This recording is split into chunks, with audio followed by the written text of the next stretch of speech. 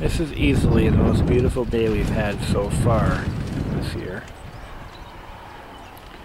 It's got to be pushing 70-ish. It is slightly humid. We had a thunderstorm last night, but it is very, very nice out here. Well, anyway, I'd be riding my scooter if the tire wasn't at the shop having a tire put on. I mean, if the wheel wasn't having a tire replacement done at the local Honda shop. And I'm still waiting for some exhaust gasket parts and stuff. So, yeah, that'll have to wait for probably Friday, or maybe this weekend. Anyway, I'm going to do a video outlining the weaknesses in design of the PowerBook 170 or 100 series. Let me just clean this crap up here on the couch. Alright. This is my fully restored PowerBook 170, and yes, I do have a breaker bar on my coffee table, because I'm that kind of a redneck. But anyway, so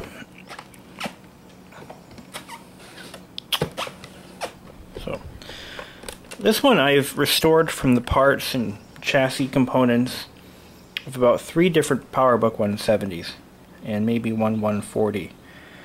We're going to take a look at some of the parts that I've rejected because they show some very common signs of failure on the PowerBook 170s, especially the 170, 140, 145, and 160 series. So after that, we'll take a look at this unit and we'll see how it runs. Maybe discuss it a little bit. Here we go. Well, here we have a pile of extra parts. All of them, well, some of them are defective, some of them are not.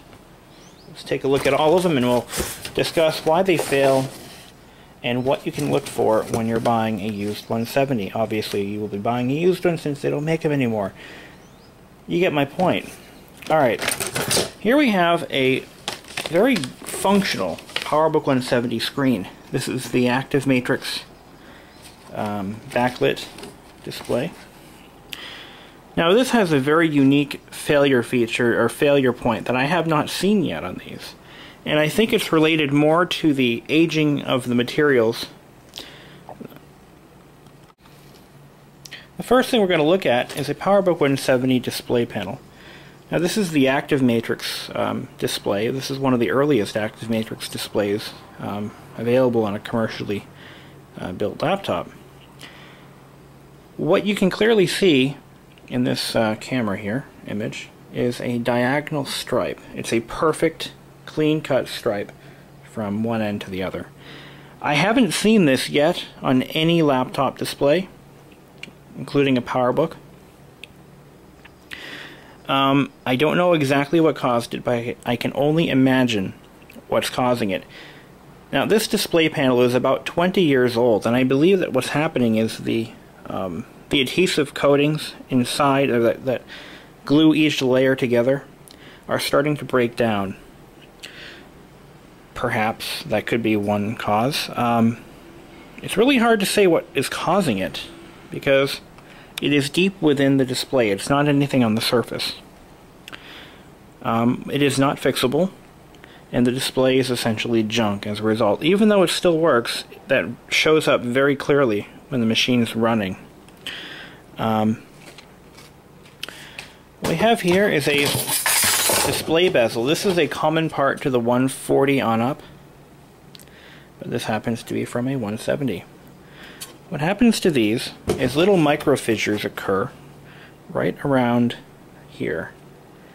This happens once the display hinges begin to fail or break away from the rear portion of the display housing, and I'll show you that next. What happens is it causes abnormal amounts of stress on this reinforced area where the screw goes through. A more severe and beyond repair failure is when this actually breaks all the way through.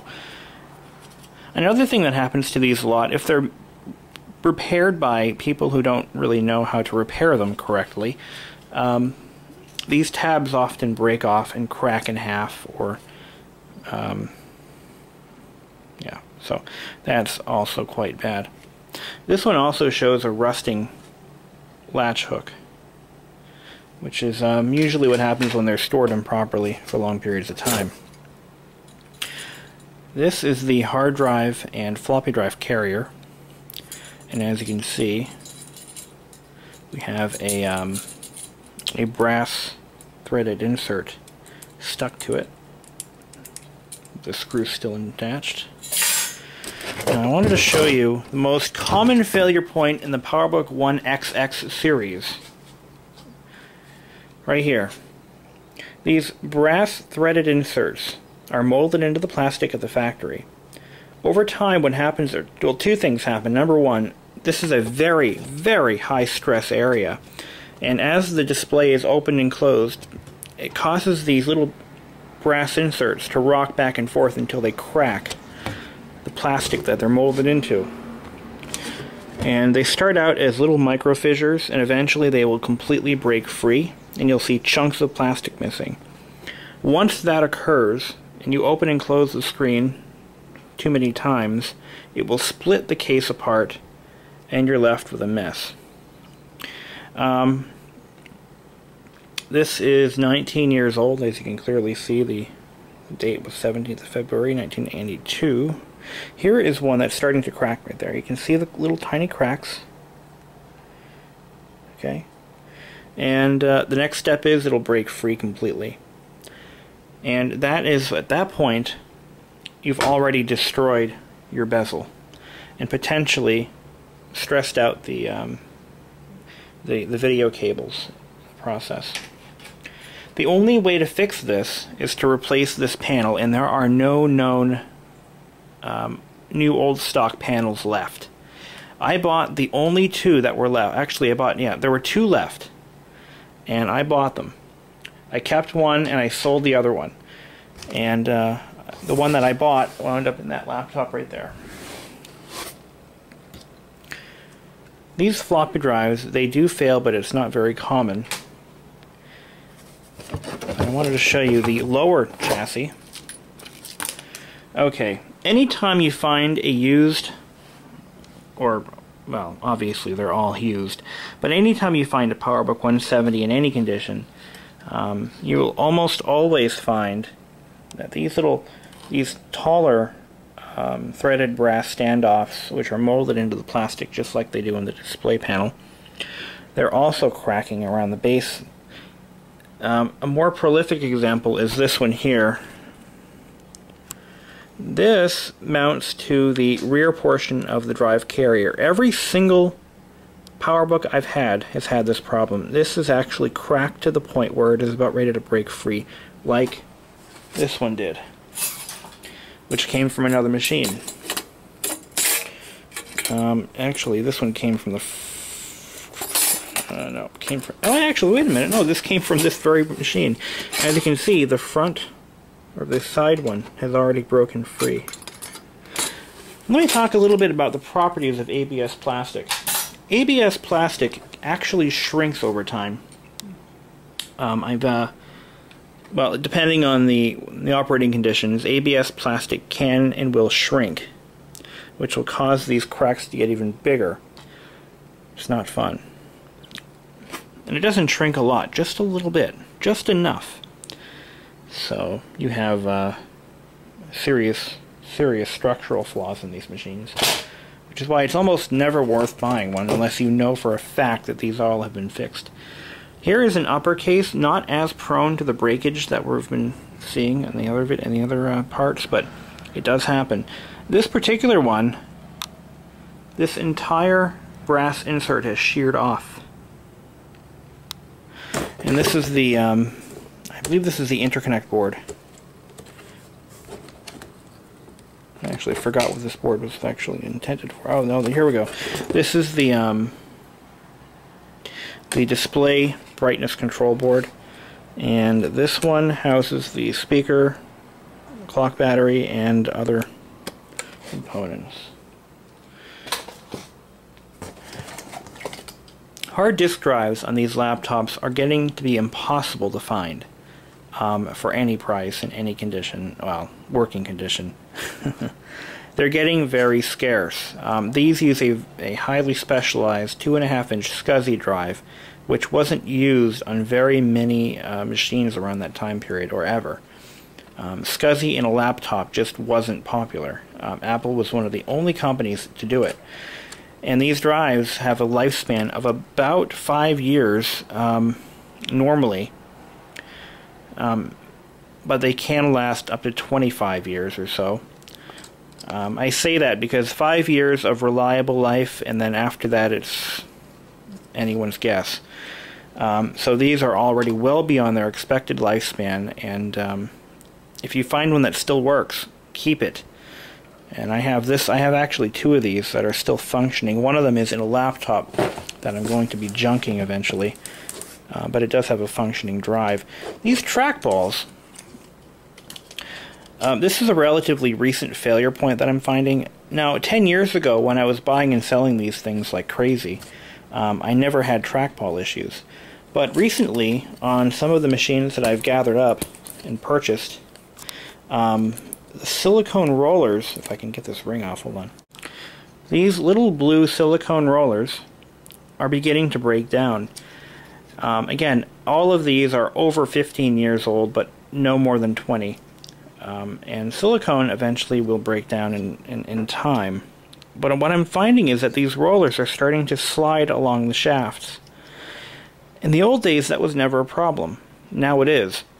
What happens is when the roller slides on the shaft and crashes into the support mechanism for the roller itself, it binds up. So that's kind of bad.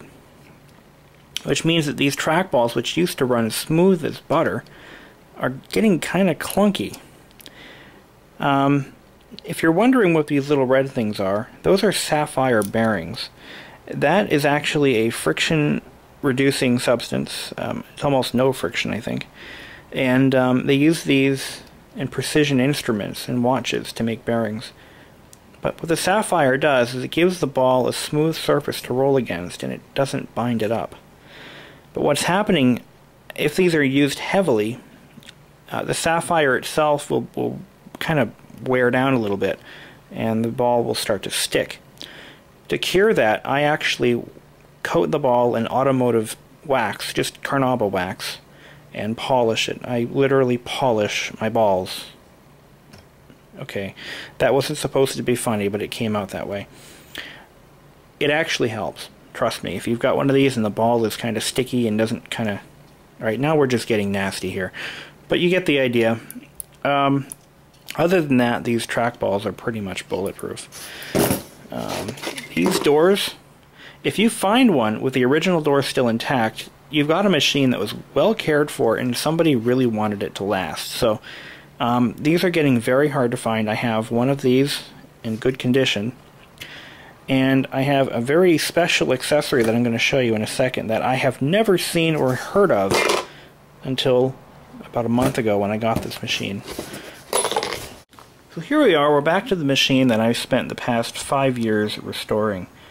Just collecting good parts and replacing the bad parts, which many of them wound up in that box, with better conditioned parts. I got this machine from work when I started my job about 5 years ago. It was sitting in a storage closet and forgotten about. So my boss didn't care what I did with it, so I took it, and I've owned many of these over the years. My first PowerBook 170 I got in 8th grade back in 1998-ish, and yeah, 98 or 97. No, 98. Yeah, I'm trying to think back here. That's what, no. Yeah, that's when I got it. Anyhow, that computer was in almost perfect condition. It was a PowerBook 140, all original configuration, never rebuilt, all original. And I had the original case. I had a Citizen thermal portable printer, battery powered printer. I had, let's see, didn't have any paperwork with it, but that's pretty much what I had. and it ran beautiful. It had a good battery. It was about, I think it was a 1991 model, so it was a couple years old. And I used that basically to take notes on in class. And that wasn't my first Macintosh. I had owned several of them before. But that thing I got quite a bit of use out of, and then I started buying up 170s and 160s. I owned about 5 of the damn things at one point. So I would tear them all apart. I noticed a lot of those design flaws that I just showed you had started occurring that early on in their lifetime. So these machines really only had about 5 years of flawless performance before they started to break down, which is why so many of them today are in such horrible condition. But this one has a brand new display housing, rear half. The display bezel itself I got from an YouTuber who sent me all those parts, well, some of those parts, in a complete functioning machine. And I ended up stripping it for parts and put a lot of that stuff into this one. But the display bezel is in perfect condition, one of the best ones I've seen in a while. The keyboard has almost no wear on it now. I've replaced the keyboard with another one. The trackpad assembly, trackball assembly, came from one of the 170s that was given to me a few years back. This does have the, I think it's an 8 megabyte memory card. And the battery, I need to have a new battery built. Let me talk a little bit about batteries. You can go to anywhere on eBay, and or any eBayer that sells batteries, and they will probably have a battery for this. Don't buy them; they're garbage. I'm serious. I bought so many of those batteries, and not one of them has worked, and not for very long anyway. What they're using are either low quality or extremely old stock NiCad cells. This is a NiCad battery. The lifespan is very short, but on the other hand, I've seen NiCad batteries last over 10 years. So it's hard to say whether they're good or bad. I would just bring it to your local Batteries Plus and have a new battery pack built. That might be your best option for this. And what they'll do is they'll split the case and they'll replace all the cells with fresh NiCad cells. I'm going to do that with mine. And I just have to, find a reason to do it. I don't really use the machine that much anymore. But I want to talk a little bit about this accessory in the back. Now, I showed you the door. It is a very poorly designed door because you have to basically open the door up to turn the power on and off, and it's a nightmare. This one has a cutout for the power switch and a cutout for the modem. This is the power door by the Avo company, Palo Alto, California. Now, I'm 99% certain that they are not making these anymore. But if you find one, it's a very rare accessory. I've never seen or heard of them. I put this on because it's the only one I've ever had. But here's the power switch in the most inconvenient location possible. That's Apple for you. They've got an obsession with putting power switches where you can't get them. I'm surprised they don't put them underneath. I mean, that would be, the Apple thing to do, wouldn't it?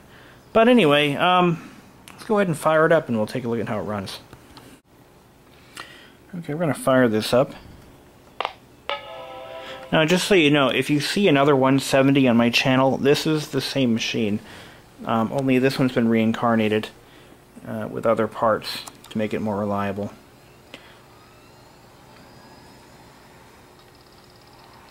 Hard drive sound is beautiful in this machine. When they start to fail, they'll continuously try to reread data. Like you can hear them read, and then it'll try it again and again and again, and you get repetitive action from the drive. Or they'll just fail to boot up at all. That happens too. But the trackball is working pretty good. This one did have the sliding issue, and I just didn't really do anything about it. It's not that bad yet. But of course you've got the brightness control here, mechanical, like that. Rickles Plus is my favorite game from 8th grade. I used to play this game in computer class all the time. When I was supposed to be doing work. That's right, I was a slacker, still am. I'm trying to reverse the color scheme so it looks better.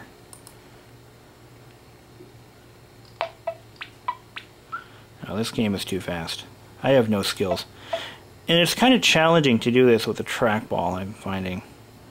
We'll just slow it down. This is actually too slow. But you get the idea.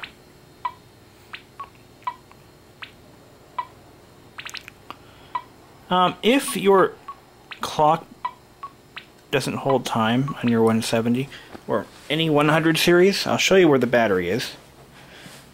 You can still buy these. It's a rechargeable coin cell, and it's located underneath the top cover right there. You've got to remove this board and desolder it from the other side. That is the only way to replace it correctly, but it's easy to do. Trying to think of anything else I want to cram in this video. That's pretty much all there is to it. So I hope you've enjoyed. I hope somebody gets some information off of this. If you have any questions, I'd be willing to answer them best I can. If you're looking for operating system discs, they're almost extremely impossible to find. Although I have some original copies, I can't legally copy them for anyone, but if you contact me, I might be willing to tell you how to get some. Apple no longer has the disk images anymore for this version. I think it's these require they require OS 7.1 or 7.01. One of the I think it's 7.01, but they really do like 7.1. eBay is a good place to find those, but I will help anyone who needs a copy of the OS. I'll work with you guys and see if I can get you a copy. So anyway, that's it for this, and keep on trucking.